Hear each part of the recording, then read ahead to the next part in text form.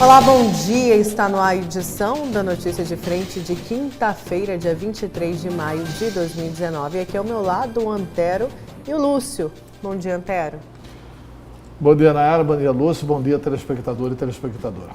Eu quero começar... bom dia, Lúcio. Bom dia, Nayara. Bom dia, Antero. E bom dia você que nos honra com a sua companhia. Você vê que a gente já começa amanhã, né, com todo o gás. E tem uma teoria que diz... Acelerando, né, Nayara? Acelerando. E tem uma teoria que diz que sua primeira hora da manhã vai refletir no seu dia inteiro. Então, a minha vai ser acelerada. Significa o seguinte, você vai correr o dia todo. Vou correr o dia todo. É isso mesmo. Vai pular as coisas, passar por cima. Não, só correr, fazer tudinho sem pular. Olha só, eu quero começar já essa manhã com os destaques de vocês, saber quais são os destaques de hoje, mas só um pouquinho, viu? Conta pra gente, seu Lúcio. Bom, o meu destaque hoje é para dizer o seguinte, que o Ministério Público Estadual está dando uma mãozinha. Aliás, vou corrigir, não é uma mãozinha, não. O Ministério Público Estadual está dando uma mãozona para o Palácio Paiaguás. É que o Ministério Público Estadual recomenda que o Estado não pague a RGA e também diz que vai apurar lá vai avaliar, né, essas progressões salariais de algumas categorias. E não se limita apenas à da educação, aos professores, né, que já marcaram greve aí para a semana que vem. O Ministério Público se antecipa e já fala lá dos funcionários da Secretaria de Fazenda, né? E também dos funcionários da SEMA, que também tem os benefícios aí de leis complementares aprovadas lá no governo Silval Barbosa. É uma ajuda e tanto do Ministério Público Estadual. E só pode para eles, né? Sem ser provocado, né? Tomaram-se a iniciativa de livre e espontânea vontade. O Ministério Público é fiscal da lei. Né? Não, sim. Ele não precisa ser provocado. Quem precisa ser provocado é só o glorioso Poder Judiciário. Eu sei. Mas que é uma mãozona... É uma mãozona, né, Antero? É uma ajuda boa. É uma ajuda boa o seguinte, porque, embora seja dentro da lei, né? Porque dentro da lei, se o Mauro Mendes quiser dar a progressão de carreira, ele não pode dar a progressão de carreira. Essa que é a verdade.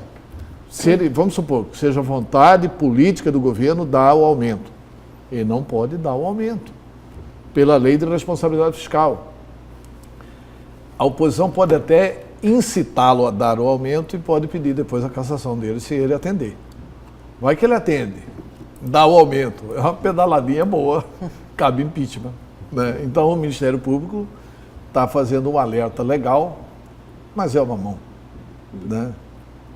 Porque por enquanto o problema que tinha aqui com o governo era só da educação, né? Ele ampliou para todos os setores. Já né? ampliou para todo mundo. Porque não é uma coisa contra a educação. Quer dizer, o governo, já que não vai dar para a educação, não vai poder dar para categoria nenhuma. É isso. Inclusive ao mencionar a categoria, porque o Galo, por exemplo, que é secretário de Fazenda, ele é um servidor público da Procuradoria do Estado. Eu não sei se tem lei de carreira para a Procuradoria, mas para a Secretaria de Fazenda tem. Sim, tem para a Fazenda e tem para o meio ambiente também. E tem para o meio ambiente. Então, eles não podem ser os príncipes do erário, então tem que brecar deles também. Aí, nesse ponto, o Ministério Público está agindo corretamente. Se vale para professor, tem que valer para o príncipe do erário, porque um professor, um servidor da Secretaria de Fazenda, vale 6 professores, né? O que ganha um professor, 6 professores ganham igual um grupo TAF, grupo AFA lá da Secretaria da Fazenda. Então, é isso que ele vai corrigir. Certo. E o seu destaque, Antero? Meu destaque é o seguinte, como todos prevíamos, o Ulisses Moraes perdeu na comissão. Foi aprovado um substitutivo integral e o projeto do Ulisses chegou inteiramente desfigurado. E ele confessou que está muito triste com o resultado, como se ele tivesse alguma esperança de ganhar essa votação na Assembleia Legislativa de Mato Grosso. Quem coordenou a votação contra o projeto do Ulisses foi a deputada Janaína Riva. E fizeram uma maldade lá, uma maldade bem organizada. eles mudaram, porque o projeto do Ulisses é assim, reduzia obrigatoriamente para todos os parlamentares a verba indenizatória. Em 50%. Em 50%. A proposta dele que era 65 mil, passaria a ser de R$ 32.500. Né? Então, cada um só poderia receber R$ 32.500. E aí, o substitutivo apresentado estabeleceu o seguinte, que cada parlamentar pode renunciar à parte ou integralidade do recurso a qualquer momento do mandato. Ou seja, não reduz de ninguém e se o Ulisses quiser renunciar, ele que renuncie. Mas não é uma regra geral. Aí o Ulisses falou que está triste. Está triste com esse... Ou seja, a gente já previa que a Assembleia iria sangrar um pouco. Eu acho que agora, depois que derrotam o Ulisses lá na comissão, aí sangra menos, né? Porque nem vai para o plenário. Né? Certo, e vamos aqui, olha só, vamos às notícias primeiro de Brasília. O governo altera decreto e diz que cidadão comum não terá porte de fuzil.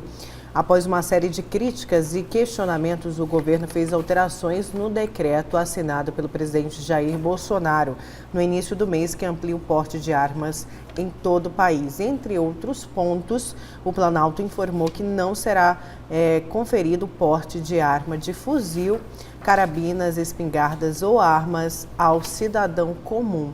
As modificações foram publicadas em uma retificação e no novo decreto na edição de quarta-feira do Diário Oficial de ontem. Segundo o governo, as alterações foram motivadas por questionamentos feitos perante o Poder Judiciário no âmbito do Poder Legislativo e pela sociedade em geral. O governo, porém, diz que as modificações não alteram a essência do decreto original. Ou seja, é proibido o porte, né, Antelo? Mas a posse, sim, né? Quem não... quiser pode ali comprar um fuzil semiautomático, é isso? É mais ou menos o que foi dito na campanha, né? Quem quiser pode ter na sua fazenda e receber com o fuzil os sem terra.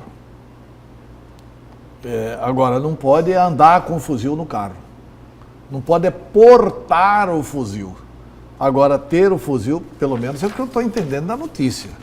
Né? Pois é. Que a notícia diz que não será conferido porte de armas. Porte, não é a posse. É porte de armas. Que é poder andar com a arma. Andar com a arma. Então, o fuzil não será permitido ao cidadão comum. Só será permitido ao cidadão comum ter o fuzil em casa. E o ministro Sérgio Moro... Tinha que fazer uma pesquisa no presídio. O que os bandidos acham disso? Estão satisfeitos ou não estão satisfeitos com isso? Porque a teoria é até bem intencionada. Isso aqui é para o cidadão de bem se defender e as pessoas sabendo que o cidadão de bem pode estar armado na sua residência ou na sua fazenda, vão evitar entrar na fazenda. Por outro lado, os que questionam isso acham que as casas poderão ser roubadas com mais facilidade, exatamente para roubarem as armas. Porque uma coisa é o cidadão de bem, não pode portar o fuzil, ninguém vai portar fuzil. Outra coisa é o bandido, não pode portar fuzil, mas eles vão portar. Então, esse controle aí tem que ser muito rigoroso. E tirou o controle da Polícia Federal. Então, são coisas que também fizeram o governo voltar atrás um pouquinho, é que 14 governadores assinaram um manifesto contra isso. Nós temos 27 governadores, entre estados e Distrito Federal. São 26 estados e mais o Distrito Federal, 27. Então, nós temos 14 governadores contra o decreto como estava. O presidente da República, Bolsonaro, reformou o decreto. Pois é, teve algumas alterações também, Antero e Lúcio, como, por exemplo, o novo decreto, que foi publicado ontem, fixa em 14 anos a idade mínima para praticar tiro esportivo. Também estabelece a exigência de autorização de ambos os responsáveis. Quantos anos? 14. Certeza que é 14? 14 anos. Não é 24? Não. É 18? Não. Não? Pois é, mais precisa da autorização dos responsáveis do adolescente Não, ou apenas um deles, na falta do outro, né? Na morte, caso de morte, ou de não ter aí o pai ou a mãe. O texto anterior, publicado pelo governo Jair Bolsonaro no dia 8 de maio, não estabelecia esse limite de idade e permitia a prática de tiro com aval de apenas um dos responsáveis legais. Agora, então, ficou decretado que 14 anos com o aval de um dos pais, dos responsáveis, só na falta de um, né? Mas tem que ser dos dois. Na falta de um, aí vale só o aval de um. O adolescente está liberado para fazer o tiro esportivo. Liberado com autorização do pai, né? Do pai e da mãe, mas na falta de um deles serve apenas uma liberação. Mas tem que comprovar que não existe ali o pai ou a mãe. Entendeu? Isso não estava estabelecido no decreto anterior, deixava apenas que um dos dois pudesse liberar. Tá, mas 14 anos pode trabalhar? O menor aprendiz é a partir de 14 anos, né? O menor aprendiz pode começar a querer trabalhar a partir dos 14 anos. E, se quiser aprender a atirar, com autorização dos pais, pode também.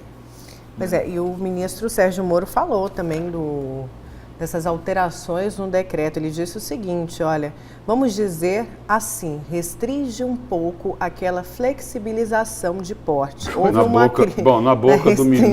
Na boca do ministro da Justiça, Sérgio Moro, essa frase aqui, ela não deixa de chamar atenção, né? Aliás, chama muita atenção. Vamos dizer assim, restringe um pouco aquela flexibilização.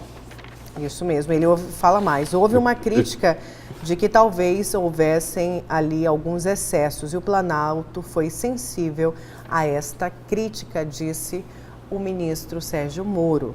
Restringe um pouquinho aquela flexibilização. E aí é o seguinte, olha, houve uma crítica que talvez houvesse alguns excessos.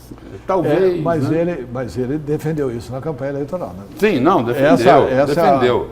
Essa é a coisa que está dando uma certa vantagem para o presidente da República nesse debate. E o que se fala porque também ele falou que ia realmente defender que o cidadão de bem tivesse arma para se defender. Isso foi claro, não escondeu isso de ninguém. Outro dia, não vou citar o nome porque não tem autorização, conversando com um delegado de polícia sobre essa questão aí do armamento, aí, de se armar a população, né? Ele falou, olha, eu não tenho nada contra isso, né? Porque é o seguinte, se a pessoa quiser se armar, ela compra. Se não quiser se armar, ela não compra a arma, né? Agora, a gente também ouviu, né, Antero e Nayara, durante a campanha, de que essa intenção, né, de se colocar uma arma na mão do cidadão de bem era para ele se defender, não é? Foi isso?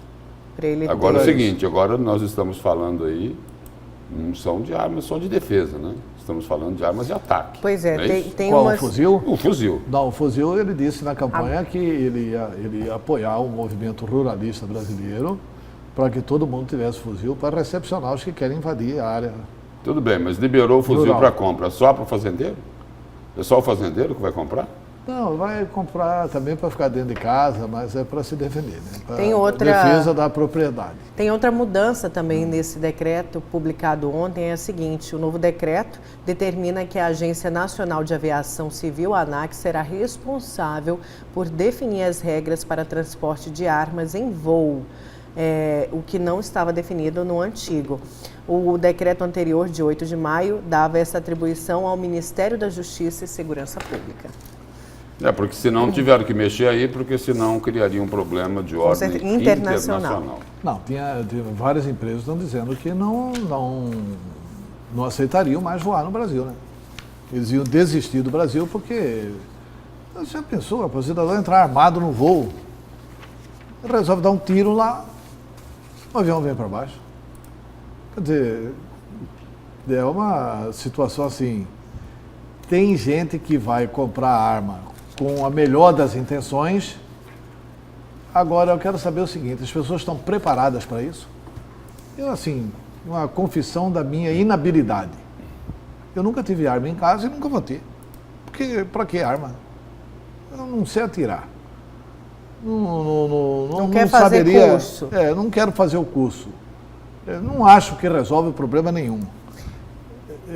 acho até que o homem de bem, por exemplo, entra um ladrão na sua casa. Eu acho que o homem de bem pode titubear se manda bala ou não. Tem gente que fala negativo, Antero, eu mando bala. Se entrar na minha casa, ameaçar minha família, eu mando bala. Eu não sei. Eu quero ver, assim, uma coisa é você atirar no tiro ao alvo. Outra coisa é você atirar em pessoa, em gente. Pois é, e quem vai definir quais são as armas que vão ser liberadas aí para o cidadão comum, né? Isso está previsto no decreto publicado ontem. Vai ser o Exército que vai definir, tem aí 60 dias para definir quais são as armas que vão ser adquiridas pelos cidadãos comuns. E essa listagem que vai dizer, por exemplo, se será possível ou não comprar o fuzil. Essa listagem que tem aí até 60 dias para ficar pronta, vai ser enviada pelo Exército. Eu disse que já tinha mais de 2.000 fuzis de encomenda, né? As pessoas estavam... Que a empresa estaria pronta para atender tão logo tivesse resolvido a questão legal, né? Inclusive na Bolsa, as ações das fabricantes de armas têm subido muito. Vamos aqui ao portal Gazeta Digital, a matéria aqui do Posso fazer um outro registro claro. de Brasília, Nayara? Lá a coisa continua complicada. A Comissão de Constituição e Justiça da Câmara aprovou a reforma tributária, né? O texto segue agora para uma comissão especial. Aí a Comissão de Constituição e Justiça aprovou ontem a constitucionalidade da reforma tributária. A proposta segue para uma comissão especial que será criada pelo presidente da Câmara, Rodrigo Maia. Aí, pela proposta, 5 tributos serão extintos, IPI, PIS, COFINS, ICMS e o ISS, que é o Imposto Municipal. No lugar dele seria criado o Imposto sobre Operações com Bens e Serviços, nos moldes do IVA, Imposto sobre Valor Agregado, adotado em diversos países. E o interessante é o seguinte: enquanto a tramitação da reforma da Previdência teve diversas audiências públicas e atritos entre o ministro da Economia, Paulo Guedes, e parlamentares, a tributária teve apenas 2 debates. Além disso, nenhum integrante do governo participou das discussões. Ponto. Eles estão fazendo a reforma tributária sem o governo. Sim. Isso já foi anunciado, que ia acontecer. Isso já foi anunciado. E voltaram atrás lá naquela questão da Previdência, né? Iam apresentar um projeto totalmente diferente do governo, que eles chamam de substitutivo integral. Aí eles ficaram com medo da reação do Bolsonaro, de ir para a rua, de denunciar o Congresso, etc. e tal. Eu acho que o Brasil vive momentos difíceis. Primeiro porque, vamos ser sinceros, quem está comandando o Centrão é o DEM. Quem está comandando o Centrão é Rodrigo Maia. E Rodrigo Maia está comandando o Centrão para garantir a impunidade no Brasil. Neste particular, o Bolsonaro está certo. A sociedade brasileira tem que apoiar a reforma da Previdência e o pacote anticrime do Moro. Essa questão aqui da reforma tributária, eu não sou especialista do assunto. Mas eu, se parlamentar fosse em nível federal, primeira providência seria pegar o telefone, ligar para o governador Mauro Mendes. Como é que isso repercute em estados como Mato Grosso? Você está acabando com o ICMS, que é o imposto estadual. Como é que isso repercute nos municípios? Com o ISS. Com o ISS. Você está acabando com o ISS. E tem alguns tributos aqui que são federais.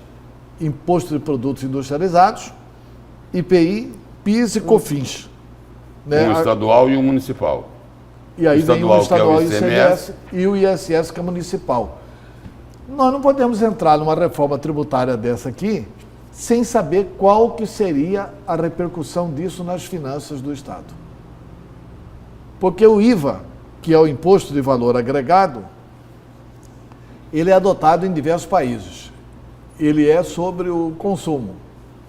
Onde que consome mais? Em São Paulo ou é aqui? Aí precisa levar Quer dizer, então vamos concentrar os recursos em São Paulo? Mato Grosso perde ou não perde receita assim? Eu não sei, sinceramente não sei. Mas acho que o secretário de Fazenda tem que estudar o assunto e tem que orientar a bancada federal de Mato Grosso. E a bancada federal de Mato Grosso até agora não deu nenhum pio. Sabe o que acontece, Lúcio? A qualidade da nossa representação é uma qualidade questionável porque eles não sabem bem qual que é o papel deles lá em Brasília. O trabalho mais destacado neste momento aqui, de um integrante da nossa bancada, é trabalhar pela prorrogação dos mandatos de prefeitos e de vereadores. Deputado Valtenir que aí não tem influência nessa questão da receita, mas tem influência na questão da democracia. Isso é um atentado à democracia. Aí ele está dizendo o seguinte, mas é pressão de vereadores e prefeitos. Está dizendo que vai sobrar mais tempo, né, para os políticos pensarem nas reformas do país. E o seguinte, vamos fazer um movimento aí, você já sabe, né? Movimento aí de dos vereadores, mais de 70 câmaras municipais, né? Não, vai ser unanimidade. É feio até falar isso, né? É feio. E Lúcio e Antero, durante essa sessão aí de votação da reforma administrativa, o Rodrigo Maia ironizou alguns deputados... Da reforma tributária. Da reforma tributária, perdão. Ironizou alguns deputados que são a favor da manutenção do COAF no Ministério da Justiça. Ele falou o seguinte: o COAF não vai fazer o Brasil crescer. Mas vai fazer bandido ficar solto. Né? O que o Rodrigo Maia... Ele tem como que ser, que não faz crescer? O Rodrigo Maia tem que ser enfrentado. O Centrão tem que ser enfrentado. Aí fala assim, a esquerda não, quem está fazendo isso é a direita. Ou o DEM não é de direita. Ou o PR não é de direita. Ou o MDB não é um partido de direita. É o Centrão que está tentando transformar Jair Bolsonaro num simples refém. Numa peça decorativa no Palácio do Planalto. É o Centrão que está tentando fazer isso. Esses partidos têm que ser questionados. O papel que o DEM vem desempenhando é um papel triste na democracia brasileira. Mas o DEM foi arena quando a arena era forte. O DEM sempre foi um partido ligado à direita brasileira. Nunca assumiu. E agora está assumindo posições, não é com teses, olha, dos outros países também o COAF é ligado à área financeira.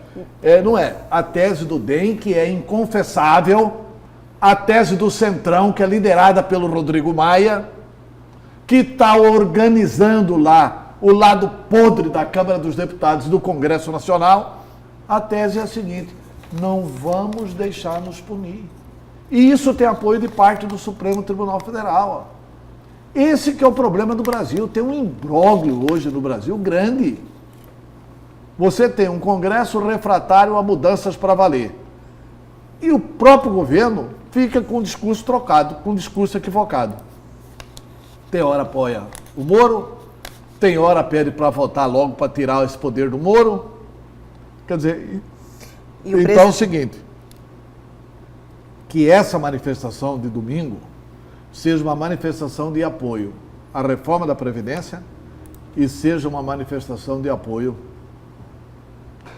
à reforma do Moro.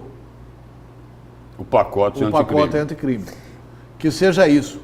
E que seja dito assim, como dizia o Brizola, né, um rotundo não para essa mobilização do Rodrigo Maia e dessa turma da direita que está cravando todos os punhais nas costas do Bolsonaro, essa que é a verdade. E Antero e Lúcio, já que o Antero tocou na manifestação de domingo, o ministro Marco Aurélio falou o seguinte, ironizou a manifestação de domingo, comparou, me faz lembrar Collor. Disse o seguinte: o governo precisa dessa defesa? Eu acho que não. Eu conheço protesto para se reivindicar alguma coisa, para reclamar, para dar apoio ao governo. Eu não vejo nenhum Estado democrático essa necessidade. É inusitado, declarou o ministro do STF. Eu acho que a população não podia sair das ruas pressionando o STF, porque, olha, nós estamos vivendo uma quadra na política brasileira. Imaginem bem o que o Supremo Tribunal Federal fez. O Supremo Tribunal Federal deu direito a parlamentares, a deputados estaduais, porque quando ele dá direito ao deputado estadual, se um juiz, ai do juiz e do desembargador que determinar a prisão de um deputado estadual, aí a própria Assembleia pode se reunir e revogar a prisão dele. O deputado estadual só vai preso se a Assembleia concordar. Tem 5 presos no Rio de Janeiro. Eles podem ser soltos pela Assembleia? ou não? Se puderem ser soltos pela Assembleia, os ilustres deputados agora são parlamentares, e quando o Supremo decide assim, os deputados estaduais podem fazer isso, ele está dizendo o seguinte, que os senadores podem fazer isso.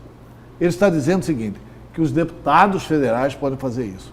Ele só está estendendo aos deputados estaduais aquilo que o Supremo já entendia que o deputado federal e o senador podiam fazer.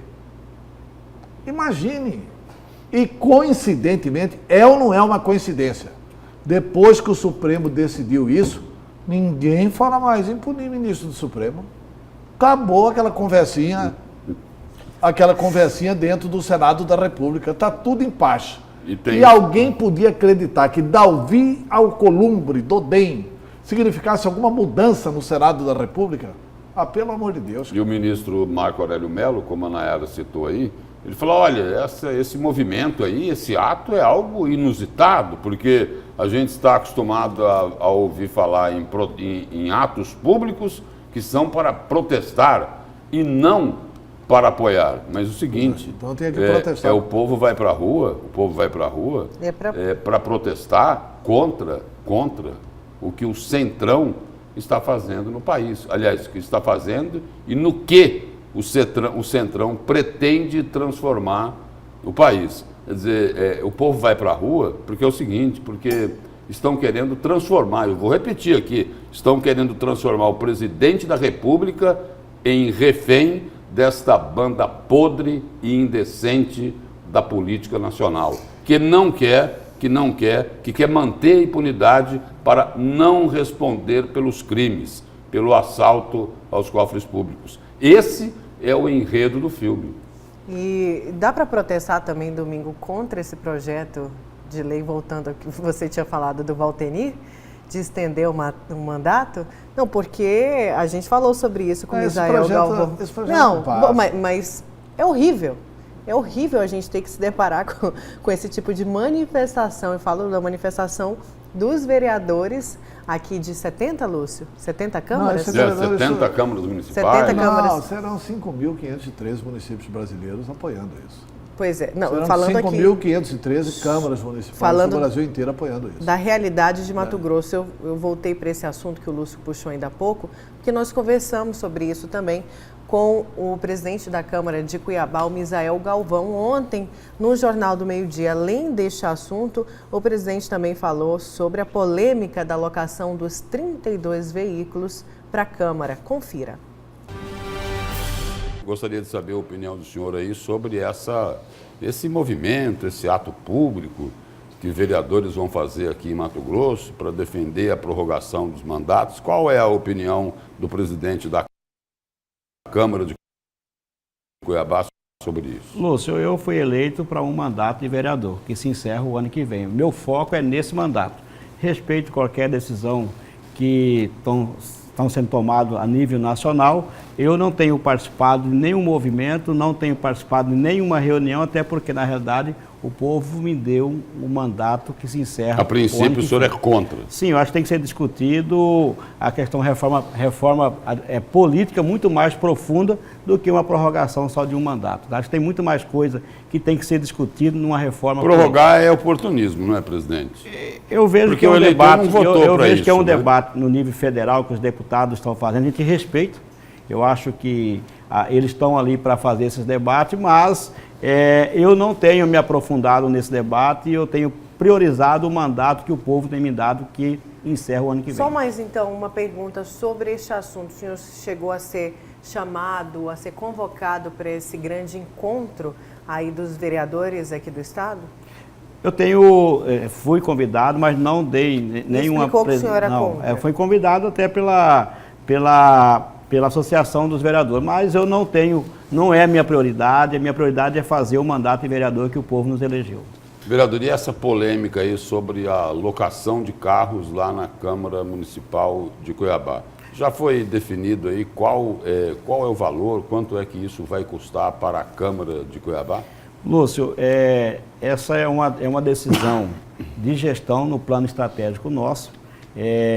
São 32 carros, será feita uma tomada de preço, não tem valor, até porque, na realidade, já quero aqui deixar bem claro, que esse processo da licitação, eu fiz questão de fazer a divulgação primeiro, deixar público para a sociedade, porque qualquer empresa no ramo pode participar, que vai ganhar aquela que tiver o melhor preço e que apresentar o melhor trabalho. Então, na verdade, eu não interfiro na questão da licitação. Agora, quando se faz uma licitação, presidente, no serviço público, normalmente não tem lá um projetinho básico, onde Sim, a pessoa tem uma estimativa do custo. O projeto básico são os 32 carros, popular, certo?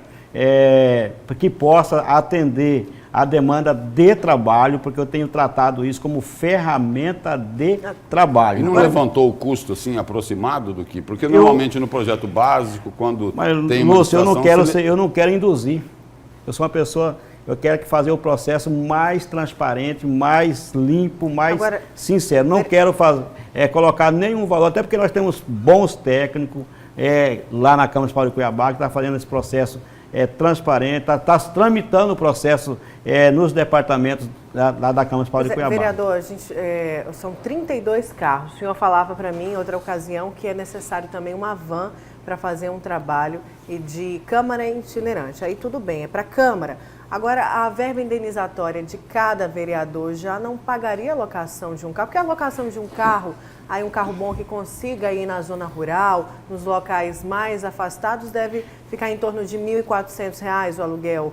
Né? Será que a verba não é suficiente de R$ 18 mil? Nayara, quando nós colocamos o plano de trabalho, não estamos dizendo que é para o vereador. Para o gabinete. Para o gabinete então fazer. E aí sim, nós vamos cobrar os resultados.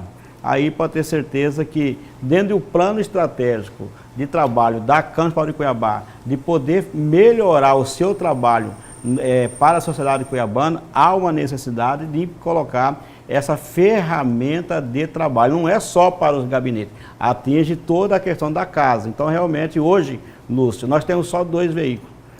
Mas 25 vão para os gabinetes. Sim, mas dentro desse processo licitatório, nós já estamos colocando o seguinte: só vai ser pago aquilo que for usado. Então, essa aí foi a entrevista com o presidente da Câmara, o Misael Galvão. Ele está convencido, pelo jeito, de que com esse instrumento de trabalho, né, que o carro ele faz questão de afirmar isso, que isso vai ser instrumento de trabalho para os vereadores, para os agentes externos contratados nos gabinetes dos vereadores, para prestarem uma maior assistência nos bairros, que isso vai melhorar os postinhos, né, as unidades básicas de saúde, etc. e tal. Ele tem essa convicção. Eu acho que com boa vontade os vereadores podiam dar toda essa assistência independentemente de carro. Com certeza. Né, independentemente de carro. Até porque o vereador é o seguinte, ele mora na mesma cidade. Ele já não trabalha. Ele tem uma dedicação exclusiva à Câmara Municipal de Cuiabá. Qual o problema dele ir nos bairros? Já conhece bem, porque fez campanha nessas regiões. Ele conhece todos os bairros, etc. e tal. Eu teria uma continha rápida aqui. Se tiver interesse, se eles tiverem vontade realmente de trabalhar, de defender a sociedade, que foi o que eles prometeram ao cidadão quando eles foram pedir o voto. Olha só, seria muito trabalhoso para cada vereador visitar 2 bairros por semana. Por semana. Dá muito trabalho? Achei que você ia falar por dia. Não, dá muito trabalho. Por exemplo, são 25 vereadores. Agora, eles têm carro, né? Vão ter carro, vai ficar muito mais fácil. Com 25 vereadores, dá para visitar 50 bairros por semana, é isso? Não. Se cada um visitar 2... Dá 50. 50. Por mês, eles visitariam 200 bairros de Cuiabá. Mas o seguinte, não é para mandar o assessor lá, não. Não é para mandar o assessor, né? Esse assessor externo, né? Que lá atrás já foi até... Não precisava nem assinar ponto, né? Nem precisava comparecer. Agora é o seguinte, eles vão fazer isso? Essa é a utilização que eles vão dar para esses veículos? Ou não? O cidadão lá é o seguinte, ele está lá, principalmente da periferia, nós mostramos ontem no Jornal do Meio-Dia, um desses bairros. Mato, lixo e como diz o compadre Mortadelo, lá na rua, a rua é o seguinte, é um queijo suíço, né? E o Mortadelo, eu já ouvi isso há muito tempo atrás. Ele falou, olha pessoal, tem tanto buraco na rua que aqueles que estão na calçada e estão esperando a vez para entrar. Que não cabe, não é? Quer dizer, é isso que os vereadores precisavam fazer, não é? Para poder dar a resposta que eles prometeram à sociedade. Agora vai ter muita cobrança, viu, Lúcio? Se forem em todos esses bairros e acompanhar de perto a realidade ali desses moradores, como você falou, a gente mostra isso diariamente, a situação dos bairros aqui de Cuiabá, tem muito problema, muito bairro sem asfalto, muito bairro aí que é um verdadeiro queijo suíço. Tomara que melhore realmente a qualidade do mandato do vereador, né? Então vamos para a nossa primeira pausa do dia. Daqui a pouco a gente volta com a notícia de frente. Fica aí, ligadinho na TV Vila Real. A gente já volta.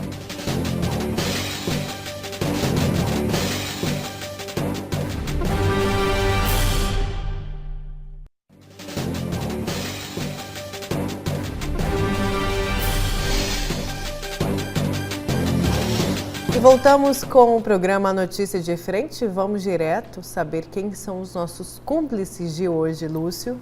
Vamos lá, Nayara. O Moreira, aqui de Cuiabá, o Bob, do Pedra 90, o Cláudio, do Jardim Paulista, a Neuzeli, lá de Rondonópolis, Ítalo Nabor de Faria, o Endel, do bairro Lixeira, a Marina e o Elias, que são lá de Várzea Grande, o Vander, Everaldo Apolinário, o Amósio, João Rosa, do Dom Aquino, Haroldo, do Tijucal, o Paulo, do Jardim Imperial, e o Johnny e a Sirlene, que são lá de Rondonópolis, os cúmplices do A Notícia de Frente. E um abraço especial aí para o Everaldo, que assiste, manda mensagem todos os dias para a gente, viu? Everaldo. Isso, um de dos Cuiabá. nossos cúmplices. De Cuiabá. Antero. Olha, tem algumas mensagens aqui que eu faço questão de ler. Achei que estava bloqueado por ter criticado o Lúcio. Às vezes ele não dá espaço para as pessoas falarem, mas vejo que essa falha vem sendo corrigida, na minha humilde opinião. Assisto sempre que posso. Top esse programa, pessoal. Super inteligente. Até. Olha, qual que é o nome dele? Pois é, Deixou? não mandou o nome, mas olha, pode criticar, não tem problema nenhum, a gente lê aqui. E a gente Às lê vezes mesmo. a gente não concorda com a crítica, mas concordamos absolutamente com o seu direito de nos criticar. Mas, Antero, será que ele não errou o nome, não? Quando ele fala assim, o Lúcio não deixa ninguém falar, eu tô achando que era de você. Isso aí. Pois é, mas escreveu o Lúcio. Não, mas escreveu o Lúcio. Antero, a proposta do presidente é contenção de gasto. Melhor gerenciamento do gasto público para a atualidade e não para a velha política. Para o toma lá da cá. Mesmo porque não há dinheiro sobrando. Eu só não acredito em um presidente fazendo planos no momento sem dinheiro. Everaldo Apolinário está dizendo que o presidente Bolsonaro está aí fazendo uma proposta para conter gastos. Aí vamos ver outra aqui. Bom dia, aqui é Haroldo Tijucal. Parabéns aí ao Antero pelo feliz comentário. São muitas as indagações sobre esse governo inerte. A própria Janaína Pascoal está manifestando contra essa convocação. Na minha opinião, ele quer dar mais respostas às manifestações a favor da educação. Tem mais uma opinião aqui. Olá, estamos assistindo sua programação em Rondonópolis. Manda um abraço para Johnny e Sirlene. Adoro sua programação. Um grande abraço para Johnny e Sirlene. Muito obrigado pela audiência. É isso, Nayara. Certo, vamos seguir então. Olha só, até 15 de junho, a Santa Casa de Misericórdia de Cuiabá deverá já estar atendendo os pacientes. A previsão é do governo. O Estado está tomando providências para reativar os serviços médicos hospitalares na unidade de saúde. Os detalhes com o Antônio Carlos Silva.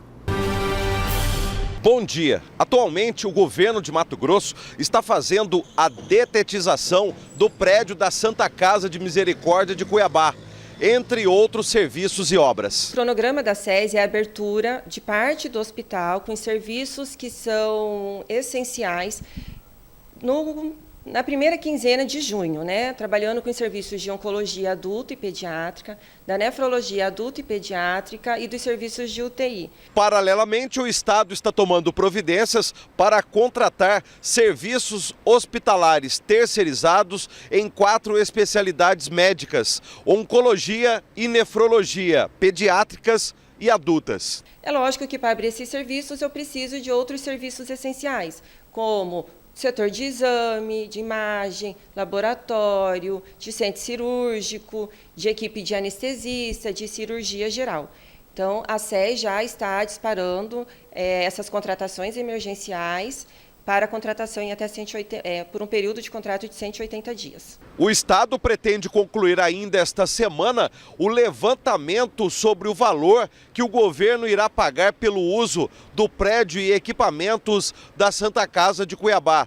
Porque na próxima segunda-feira, dia 27, haverá nova audiência no Tribunal Regional do Trabalho para definir o pagamento dos 600 funcionários da Santa Casa, que estão há 7 meses sem receber salário. A SES está em fase de finalização do levantamento da área do hospital, bem como do quantitativo de equipamentos para fazer o cálculo do valor da indenização.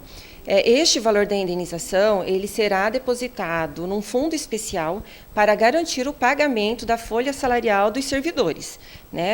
A Santa Casa tem um passivo de 7 meses de atraso e a indenização é a garantia para este pagamento. Com apoio de Juarez Emílio e imagens de Edilson Paulo, Antônio Carlos Silva para a Notícia de Frente. Certo, boa notícia então, a reabertura da Santa Casa, programada aí para a segunda quinzena de junho. E a outra boa notícia também é esta posição da Secretaria Estadual de Saúde, que na realidade, não só da Secretaria, do governo do Estado, de ter essa preocupação de encaminhar o assunto da Santa Casa, a reabertura lá desta importantíssima unidade de saúde, mas sem se esquecer de resolver o problema de centenas de famílias que estão sofrendo e sofrendo muito, porque estão aí 7, 8 meses de salários atrasados. É bom aí o seguinte, que o governo do estado que resolveu lá encampar a Santa Casa, transformando ela lá num hospital estadual de média e alta complexidade, também vai contribuir e ficar vigilante para resolver o problema dos salários atrasados dos, até então, funcionários lá da Santa Casa de Misericórdia de Cuiabá. Certo, vamos então para o destaque do Antero. Vamos lá, Antero. VI? Na verdade é o seguinte, a Comissão de Fiscalização e Acompanhamento da Execução Orçamentária da Assembleia Legislativa havia apoiado o deputado Ulisses Moraes na questão da verba indenizatória. Aí a Janaína bateu na mesa, falou realmente que aquilo era demagogia pura, que o próprio deputado Ulisses Moraes havia utilizado parte da verba indenizatória dos senhores deputados para viajar para outros estados brasileiros, prestando serviços ao MBL e não à Assembleia Legislativa de Mato Grosso. Enfim, tentou deixar em maus lençóis o deputado que queria reduzir a verba de R$ 65 mil por mês para 32.500. Nós tivemos até a oportunidade de comentar aqui na semana passada de que a Comissão de Fiscalização e Acompanhamento da Execução Orçamentária da Assembleia, ao aprovar a iniciativa do Ulisses Moraes, ela iria deixar mal todo o plenário, porque aí o assunto vai para plenário para ser debatido no plenário e claro que isso traz um desgaste para a Assembleia. O deputado Ulisses Moraes sempre soube que é muito difícil aprovar esse tipo de proposta no plenário da Assembleia Legislativa de Mato Grosso. Ocorre que houve uma reviravolta, a partir da reação da presidente do Poder em Exercício, a deputada Janaína Riva. A deputada Janaína Riva articulou e mesmo depois da comissão ter aprovado a ideia original do Ulisses, foi votado um substitutivo integral na comissão. Quer dizer, eles votaram e revotaram o assunto. E, ao votar esse substitutivo apresentado na semana passada... Deram uma pedalada no regimento aí ou não, Antero? Sem cara. Deram uma pedalada no regimento ao votar e revotar? Eu não conheço bem o regimento da Assembleia, mas o assunto voltou à pauta, né?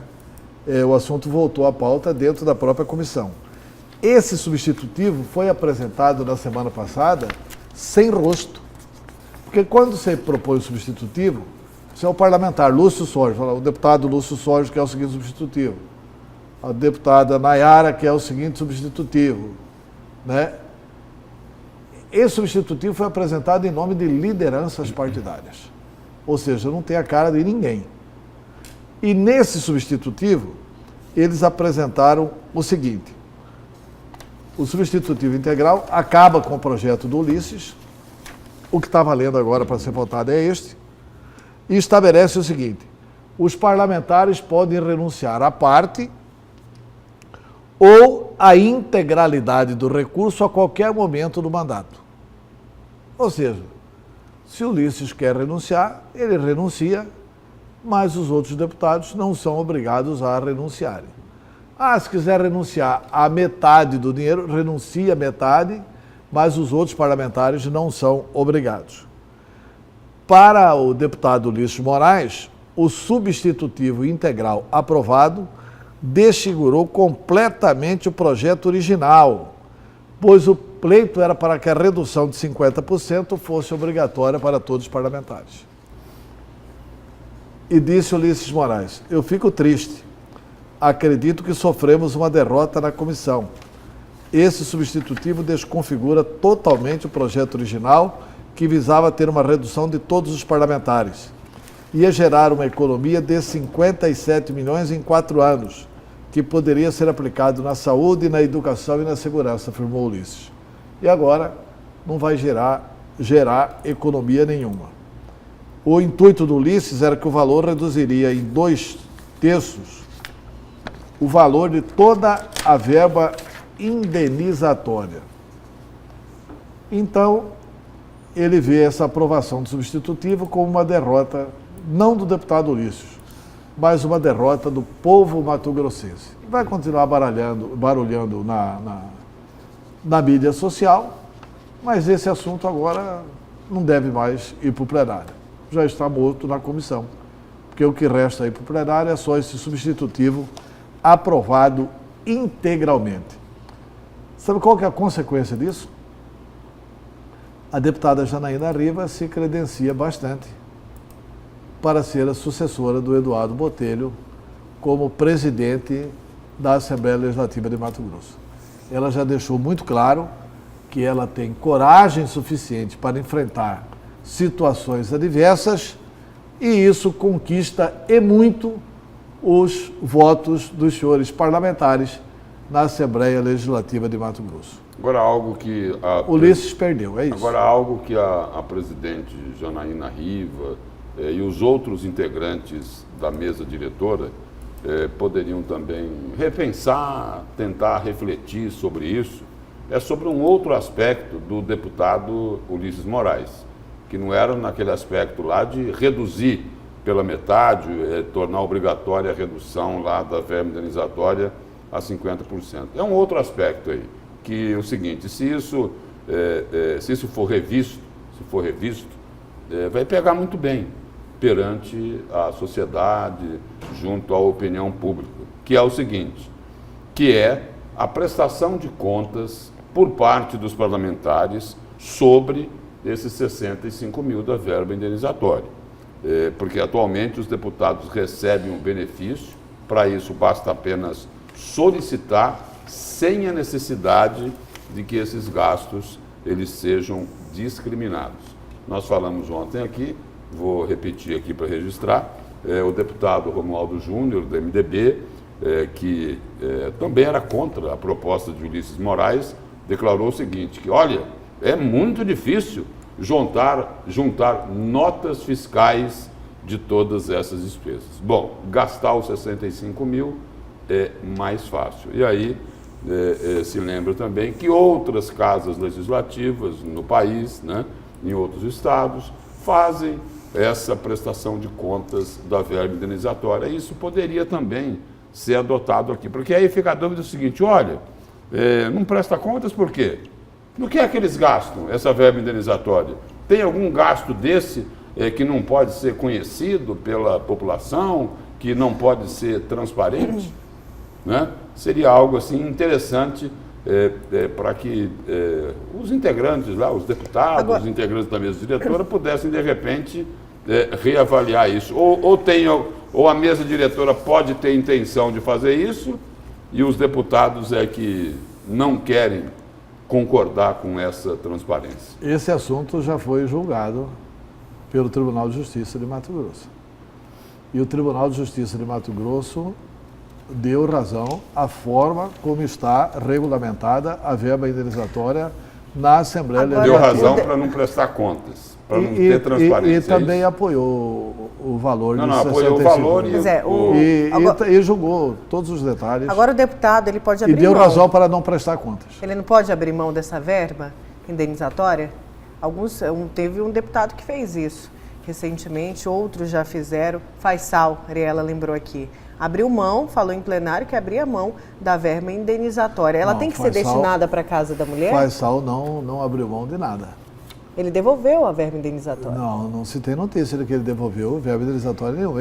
O Faisal tem feito o seguinte, ele tem prestado benefícios às comunidades que ele visita. Pois é, a gente tem essa... Então ele vai lá numa escola e tal, papapá, tá precisando de um reparo aqui, aí ele manda fazer o reparo na escola. Manda reformar quadras Pois é, esportivas e tal, mas não tem devolvido o dinheiro, não. A matéria do O Folha... único que não usou o dinheiro foi o Ulisses, não é que não usou menos, né? Usou R$ 3.500 e depois dos outros meses, com essas viagens que ele tem feito para fora do estado de Mato Grosso, evidente que ele está usando mais recursos da verba indenizatória. A matéria do Folha Max, o deputado estadual Faisal recusou o recebimento da verba indenizatória no valor de R$ 60 mil, referente ao mês de abril. O pronunciamento foi realizado ontem na Assembleia Legislativa. Faisal é o primeiro deputado a abrir mão da integralidade da verba indenizatória. O pevista afirmou que a verba destinada ao custeio de despesas parlamentares doada por ele deve ser utilizada em prol de ações do programa Assembleia Social, medida articulada por Faisal e pela presidência da Casa de Leis. A proposta é que toda a economia realizada pelos deputados estaduais será encaminhada para este programa social, que deve explicar exclusivamente o recurso em projeto na área da saúde e educação. Aí vem o programa, segundo aqui a nota dele, vai explicar também, vai fazer essa descrição de como é usado esse dinheiro, Lúcio e Antero. Só relembrando aqui, o Antero colocou Isso aí... foi ontem? Foi ontem. Foi ontem. O Antero colocou aí, relembrando, né, que o Poder Judiciário já disse, olha, está tudo certo, não precisa prestar contas, isso daí está absolutamente dentro da lei. Aí o que se questiona, né, é por isso que a gente faz um apelo para ter essa reflexão, o que se questiona é o seguinte, é correto, em 4 anos se gastar 57 milhões de reais sem prestar contas 104, ao contribuinte? Quanto? 104. Não, porque aqui eu estou indo pelo cálculo aqui de que iria economizar, ele ia economizar com a metade, ele né? economizaria Quer dizer, metade, ou seja, então, mais de 100 milhões, né? É só isso que a gente coloca como questionamento para se refletir. Ou seja, são 25 milhões por ano, é isso? É isso, né? Mas isso aí não 26 não milhões vai por ser ano. apreciado mais pelo Poder Judiciário. Isso vai ser... Não, pelo Poder Judiciário não. Não estou dizendo pelo Porque Poder isso aí é Judiciário. res judicata. Mas, por exemplo... É coisa julgada. É coisa julgada. Mas, de repente, a própria Assembleia Legislativa pode tomar a iniciativa, né, de repensar, de revisitar esse tema que, de repente, eles resolvem, olha, gente, melhor a gente prestar contas, ter transparência, dizer aí para o cidadão, para o contribuinte, como é que nós estamos gastando isso. Antero, a esperança é a última que morre. Tá certo. No dia que isso acontecer, Lúcio, é que eu já estou com mais de 60, já estou na casa do idoso, e eu já perdi a condição de acreditar que Papai Noel existe e cegonha atrás do neném, entendeu? Coelhinho da Páscoa, essas coisas, eu não acredito mais nada disso. Vamos aqui, antes do intervalo, a mais uma matéria. Fim da sonegação. Matéria também do Folha Max. Estado vai sortear 5 milhões para consumidores que exigirem nota fiscal. O governo do estado vai lançar no mês de junho o programa Nota MT, incentivando os consumidores a pedirem a nota fiscal nas compras que realizarem. A solicitação ao solicitar a colocação de seus CPFs no documento, estarão concorrendo a prêmios a serem distribuídos pela Secretaria de Fazenda. Então, aí, o programa Nota Fiscal, que é um programa do governo que quer combater a sonegação. Tem um programa parecido também na prefeitura? Não, isso tem a Nota Fiscal de São Paulo, Nota Fiscal da Prefeitura de São Paulo, tem a Nota Fiscal Paulista, tem a Nota Fiscal de Brasília. Os estados brasileiros, Mato Grosso é um dos últimos estados a fazer isso. Isso é um baita de um programa de educação tributária.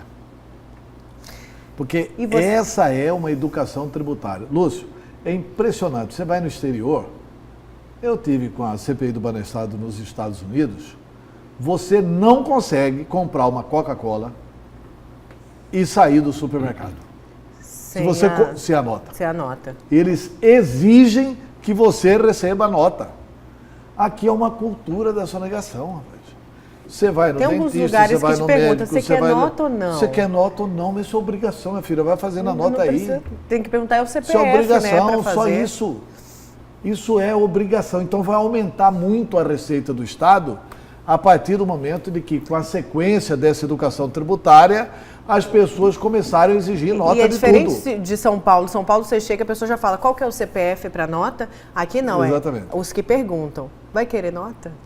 É assim. Você se depara, os que perguntam, não são todos que perguntam. E quando você chega lá para pagar, você faz o cheque para pagar, fala assim, mas você vai querer nota? Quer dizer, olha... É quase assim, você não quer a nota não, né? É um negócio de louco isso. Quer dizer, há toda uma cultura a ser enfrentada aqui. Nós temos muito espaço a caminhar. Eu acho que o governo deveria aproveitar isso para outras coisas também. Por exemplo, o Estado de Pernambuco. O Estado de Pernambuco fez isso. O Estado do Pará fez isso. Sabe qual que era a principal atração do Estado do Pará? Até hoje, os estádios lá em Belém são lotados. Porque a cada R$30 de nota que você exigia, você ganhava um ingresso para ir no jogo do Remo ou Paysandu. A Secretaria de Fazenda dava o ingresso. Então, sua nota vale o ingresso. Até hoje, os jogos lá do Remo e do Paysandu têm muita presença de público. Por quê? Porque o Estado incentivou isso. Por exemplo, não seria uma forma do Estado estimular também a presença nos jogos do Cuiabá na Série B do Campeonato Brasileiro, além dos prêmios, estimular outras questões, porque aí, como o ingresso é mais barato, o que vai acontecer? O cidadão vai comer um baguncinha e vai tomar um refrigerante, ele vai pedir nota. E tem que pedir, porque isso aumenta a receita do Estado. Mas tem estabelecimento comercial aqui que pede para o cliente aguardar a emissão da nota. Mas sabe por quê? Não é para você ficar com a nota, não. Eu falo assim, aí, eu tenho que aguardar por quê? Falou, não, porque se tiver com problema no sistema que você faz, a gente vai ter que passar o cartão de novo. Nossa. Não é para que você fique com a nota.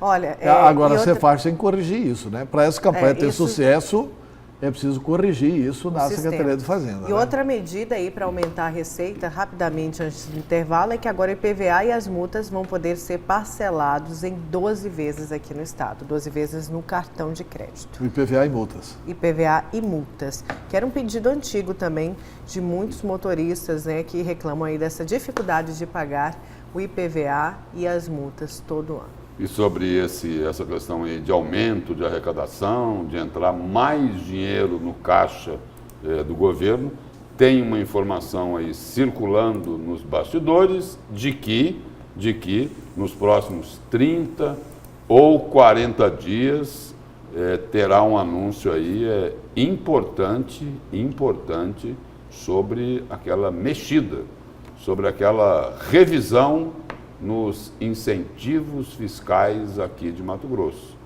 que é uma cobrança que vem sendo feita e que isso daí pode ter alguma novidade nos próximos 30 ou 40 dias. E tendo esse corte aí, tendo esta tesoura nos incentivos aí, porque tem muita gente que recebe sem ter necessidade de receber, vai ter que enfrentar aí uma outra galera poderosa Mas, isso ocorrendo, vai voltar bastante dinheiro para os cofres públicos, porque os incentivos hoje somam mais de 3 bilhões de reais. Já pensou se corta aí uns 200, 300 milhões?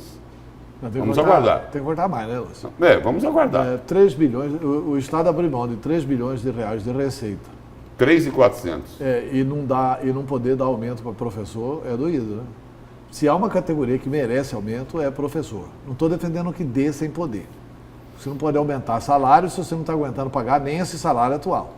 É irresponsabilidade, né? Mas o Estado tem que também não fazer cortesia de renunciar à receita para bacanas. Tem empresa que merece e precisa continuar recebendo. Agora as empresas que não merecem têm que ter o corte. Pois é o seguinte, teve lá no início do governo, no início dessa administração, o governo resolveu aí peitar os barões do agronegócio, né? Os barões do campo, né?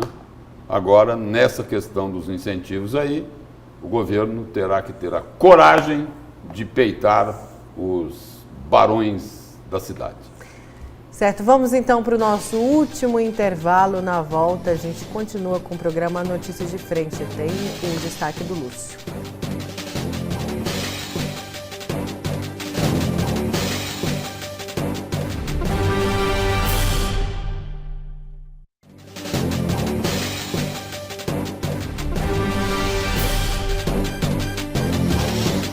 Voltamos com a última parte do programa Notícias de Frente. Vamos aqui uma matéria no site Gazeta Digital. Olha só, determinação do TCE, aumento dos salários de Emanuel e servidores é suspenso. Cautelar concedida pelo relator das contas da Prefeitura Municipal de Cuiabá, o conselheiro interino Moisés Maciel, determina à Secretaria Municipal de Gestão que suspenda imediatamente o pagamento do aumento do salário do prefeito Emanuel Pinheiro e dos servidores ativos e inativos. O aumento salarial foi autorizado em ato administrativo municipal em fevereiro deste ano, originado por efeito cascata do reajuste do subsídio dos ministros do STF. E foi publicado no Diário Oficial da União no dia 27 de novembro do ano passado. A medida cautelar foi publicada no Diário Oficial de Contas de ontem, dia 22/5, e adverte à Secretaria de Gestão de Cuiabá que o descumprimento da decisão poderá acarretar em multa diária. Então, essa é a matéria do GD, que vem da assessoria de imprensa do TCE. E não pode dar aumento, muito provavelmente, porque a prefeitura também já estourou os limites. Pois é, e a multa diária, eu esqueci de falar, que é de 30 UPFs. Além do que, o prefeito de Cuiabá não está no rol das autoridades que têm o efeito cascata. Quem tem efeito cascata é deputado estadual. Quando Emanuel Pinheiro era deputado estadual, ele teria direito. É deputado estadual, deputado federal, senador da República, membros do Ministério Público, Poder Judiciário, juízes e desembargadores. Não consta que prefeito está no rol de beneficiados com aquele aumento que o Supremo se autoconcedeu de 16%. E do salário do prefeito passou de R$ 23.634,10 para R$ 27.505,32. Isso não tem que passar pela Câmara, Antero? Tem. Tem que passar pela Câmara. Deve ter passado. Deve ter passado pela Câmara. Essa barbeiragem o Emanuel não ia cometer, né? Mas eu acredito que isso vai...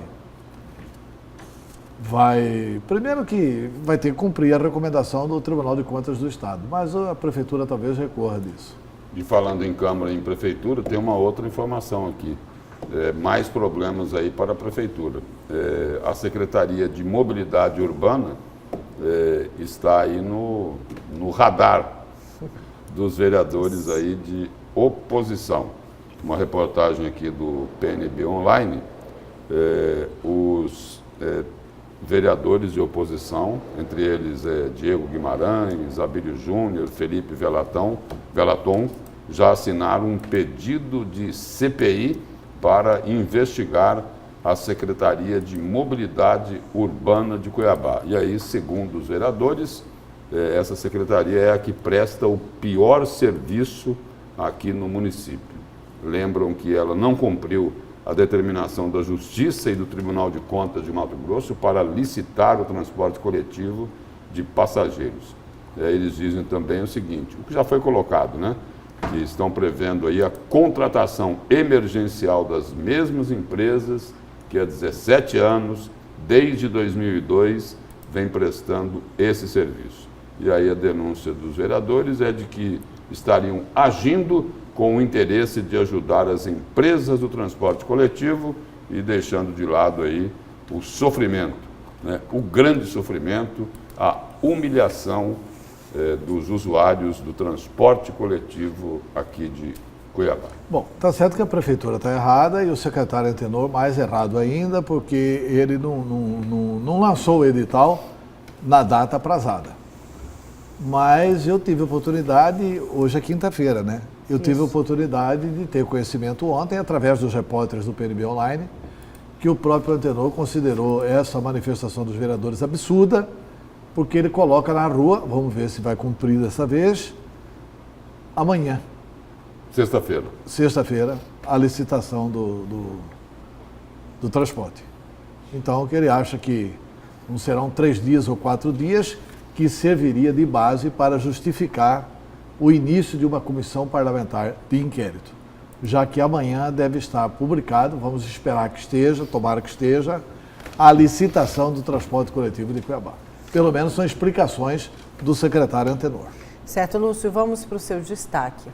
Vamos lá, então. Meu destaque de hoje é para dizer o seguinte, que o Ministério Público Estadual está dando aí uma forcinha, uma mãozinha para o governo do Estado aí, relacionado aí a esse anúncio, né, da greve dos profissionais da educação. A greve que já foi anunciada e que pode ter início aí na próxima segunda-feira. O Ministério Público recomenda ao governo do Estado que não ofereça reajuste salarial aos servidores estaduais e apura a regularidade das revisões salariais. A medida considera o momento de crise pela qual Mato Grosso passa. O documento foi encaminhado tanto ao governador Mauro Mendes, como ao secretário de Fazenda Rogério Galo e ao secretário de Planejamento e Gestão Basílio Bezerra. E aí o seguinte, é pontuado que há anos o Estado não vem cumprindo a lei de responsabilidade fiscal, no que tange aos gastos com pessoal e que não terá capacidade de arcar com a parcela da revisão geral anual do mês de março. Em acordo com os funcionários, ficou estabelecido que a revisão seria paga conforme as possibilidades do governo. E aí o MPE, nessa recomendação, também pondera e levanta lá uma outra questão, de que relacionado aí às leis complementares que permitem evolução salarial para algumas categorias do funcionalismo público. Uma delas é a categoria aí dos profissionais da educação básica, que garante aí essa progressão dos salários para os próximos 10 anos, indo até 2023, porque a lei complementar é lá de 2013. Aí tem, os subsídios aí seriam realinhados agora em maio de 2019 em 7,69%. Aí tem a outra lei complementar de 2017 que reajusta os subsídios, os vencimentos lá dos servidores públicos do grupo TAF em 4% a partir de julho desse ano. E aí a outra lei também de 2017 que reajusta os vencimentos dos profissionais do meio ambiente em 5,50% a partir de 1º de junho de 2019. Os promotores que assinam o ofício exigem que a lei de responsabilidade fiscal seja respeitada integralmente de forma urgente. Não se pode mais protelar tal medida. E aí é o seguinte, por enquanto eu falei aqui que o Ministério Público deu uma mãozinha, porque o problema que está colocado aí, por enquanto, é o problema relacionado aos profissionais da educação, os professores, né? E aí o Ministério Público aqui já se antecipa e fala, olha, não dá também para conceder essa evolução salarial aos servidores aí da Secretaria de Fazenda, os profissionais lá do grupo TAF, e também não se deve conceder aí essa evolução salarial garantida por uma lei complementar aos servidores do meio ambiente, aos servidores da SEMA. Agora, é preciso considerar também uma outra questão. Esta greve dos professores aí que já foi anunciada, a greve da área de educação, deve enfrentar algumas dificuldades. Isso porque é o seguinte, como é que o governo... Agora tem essa questão do Ministério Público, mas antes disso se coloca também uma outra questão. Como é que o governo iria conceder o reajuste para os professores, para os profissionais da educação, e o que é que ele iria fazer depois com as outras categorias, né? Os funcionários da área de segurança, os funcionários da área de saúde, quer dizer, ia ser uma fila indiana solicitando, olha, nós também queremos esse benefício. Então, é uma greve difícil, essa greve dos professores, que já foi anunciada. Pois é, foi anunciada e o governo está atendendo algumas coisas, né? Eu entrevistei ontem a secretária de Educação. A secretária de Educação está falando que o governo vai atender licença-prêmio da área da educação, que o governador autorizou isso. O governo vai atender, pagar 13º, aliás, férias, de 1/3, 33% a mais no salário de férias, para os servidores contratados, o que é absurdo que isso não viesse ocorrendo no passado.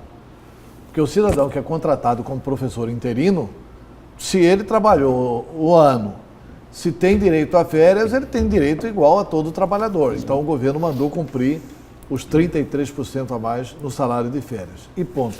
Essa é a única concessão que o governo é capaz de fazer, porque é ilegal não pagar isso. Então o governo vai pagar essas duas coisas para a categoria dos professores. Agora, eu sinceramente não sei até quando que os professores vão ficar com a paralisação, porque claramente prejudica a sociedade, Lúcio. Uma greve determinada no final de maio, e em junho termina o semestre. Como é que vão fazer os alunos, os pais de alunos, as mães que precisam deixar as crianças na creche? Agora só precisa registrar aqui o seguinte, o Ministério Público Estadual fez essa recomendação ao governo do estado, que não tem como pagar a RGA, que não pode conceder aí esses benefícios de progressão de carreira. Aí se pergunta só o seguinte, tudo bem, não tem condições, está fora do limite, tudo bem, não pague, mas pode pagar a gratificação, não pode? Do Poder Judiciário, do Ministério Público, isso pode, não pode? E é isso que os servidores do Poder Executivo, eles vivem reclamando, olha, por que é que nós não temos isonomia?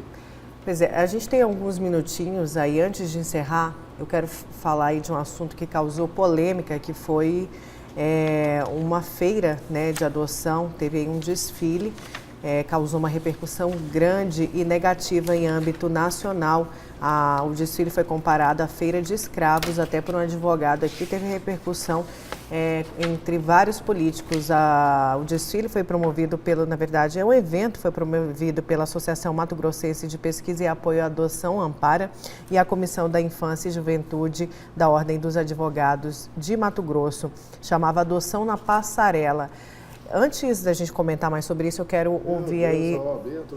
Eu quero ouvir o áudio da presidente da. O áudio não, tem aí a entrevista com a presidente da Ampara, a Lindaci Rocha.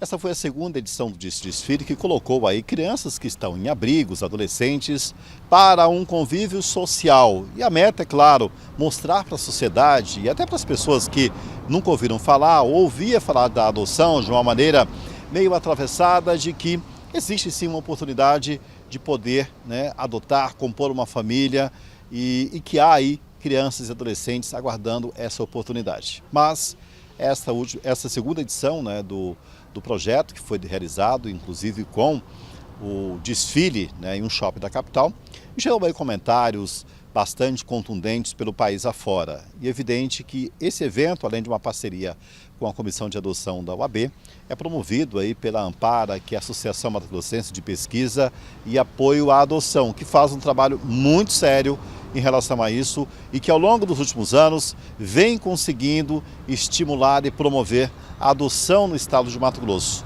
Nós vamos conversar com a presidente dessa associação, a Lindacir Bernardon, que tem, claro, preocupações quanto a isso e dar uma resposta para essas pessoas que, de alguma maneira, até agiram aí de uma forma muito negativa em relação a esse evento, né? É preocupante, a senhora fica triste, além de preocupada com essas reações? A gente fica triste, sem sombra de dúvida, mas a gente entende também que há diversidade de pensamentos e de entendimentos. Existem pessoas que estão dentro deste contexto, trabalham ou vivem a adoção e entendem a ação. Outras estão assistindo, estão espectadores, não colaboram e às vezes não compreendem direito toda essa dinâmica. Então, achamos normal e como nesta semana nós celebramos o Dia Nacional da Adoção em Cuiabá por força de lei, essa semana dedicada à adoção com várias ações e entre elas essa que faz parte do projeto Família, Direito de Todos e Sonho de Muitos. O que a gente quer com este projeto? Mostrar às famílias adotivas a diversidade da construção familiar através de adoção, que é possível adotar grupos de irmãos, crianças mais velhas, crianças com deficiência e ser bem-sucedida essa adoção. E junto também mostrar a existência de adolescentes que ainda esperam por uma família. O dirigente da Amparo disse aí que algumas pessoas não entendem como normal este evento que foi realizado lá no shopping, teve uma passarela onde colocavam as crianças lá para desfilar. Diz que tem gente que não encara como normal. Não, tem gente que não conhece a realidade. Não, tem gente que não conhece a realidade e não encara como algo normal. Eu também não. E nem trabalha por isso. Eu também não. Eu também não encaro como algo normal. Algo normal, porque é o seguinte, a adoção é um ato sublime de amor ao próximo. Agora, o que se questiona é o seguinte, a criança que está procurando, está precisando de ser adotada, ela tem que ser colocada numa vitrine, numa passarela de shopping. Mas isso? Falaram demais em torno disso, Lúcio. Eu entendo o seu posicionamento, acho que eles erraram um pouco aí na medida. Eles colocaram... Não, mas erraram muito. Eu não acho que eles erraram muito. Não, você tem essa opinião, eu tenho outra. Eles colocaram ali crianças que já foram adotadas com as famílias e crianças que estão à espera de família. Eu vou ler um trecho aqui, eu vou ler um trecho aqui. Gente, é muito difícil. Eu vou ler um trecho, Nayara, do defensor público de um documento assinado pelo defensor público da Infância e Juventude de Cuiabá, o Márcio Bruno Teixeira, e da defensora pública da Infância e Juventude de Várzea Grande, a Cleide Regina Ribeiro Nascimento. Diz o seguinte, o último parágrafo, o sonho de ser mãe ou pai deve ser tratado como um ato de amor e não como uma mercadoria a ser buscada numa vitrine. Diante disso, repudiamos o evento Adoção na Passarela, é uma nota de repúdio da Defensoria Pública de Mato Grosso. A intenção pode ter sido a melhor possível, só que o seguinte, a execução deixou muito a desejar. Veja, uma criança como essa que destilou lá, na esperança de encontrar uma família, e não encontrou a família. Como que está o estado psicológico dessa criança? E tem outras crianças que podem ter destilado e podem ter encontrado uma família. Quer dizer, essas coisas, primeiro que essas coisas, assim, a adoção é um ato necessário do amor. Eu acho que as pessoas que realizaram na melhor das intenções. E fizeram isso querendo ajudar. Mas fizeram isso de uma forma que pode prejudicar o psicológico dessas crianças. Quando eu falei para o Lúcio, errou ali na medida, na forma de condução. Lembrando que todos ali são voluntários. tá? Todos são voluntários, não tem aí um grande assistente de marketing, alguém que idealize um evento, que seja tão gabaritado para realizar um evento, e um evento, assim, que não é barato, que conta com o apoio de todo mundo. Não, é só falar uma coisa, gente. Mas não precisa a gente precisa pensar também numa coisa. O Antério falou da questão da falsa esperança, Lúcio, só um minutinho. O que está se colocando aqui é o seguinte, é correto colocar uma criança que procura adoção para desfilar numa passarela, como se fosse eu vou abrir uma vitrine? Um outro questionamento. O Antério falou da questão da esperança. Gente, o quanto é difícil adotar um adolescente. Ninguém quer adolescente. Passou de 5 anos, ninguém quer mais. Essas crianças contam meses e anos para serem adotadas, porque depois dos 18 anos, elas por elas, sozinhas. Não tem outro, não tem amparo. É até 17 anos, até 18 anos, depois elas são sozinhas. Você falou, elas estão ali na esperança de serem adotadas, mas elas também vivem diariamente na esperança de serem adotadas. Nayara, e contando meses, contando Nayara, dias. Procure-se então outras formas de conscientizar.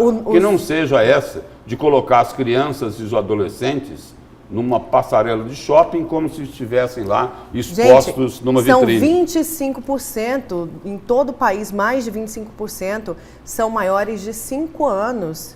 São maiores de 5 anos à espera de adoção no país. E aí, vamos então colocar em todos os shoppings do país esse evento? Não é isso de colocar em todo o shopping, Lúcio. Eu não falei. Vamos requerer imagens. Porque a discussão é essa. A discussão é o seguinte. O problema é que as pessoas estão descredenciando essas entidades. Eu não estou falando que teve gente com alguns discursos que acaba descredenciando. Este evento não é apropriado para esse tema. Olha, é difícil o seguinte. A Ampara é uma entidade que presta um grande serviço nessa área, no serviço da adoção. Mas a Ampara não tem o dom da infalibilidade.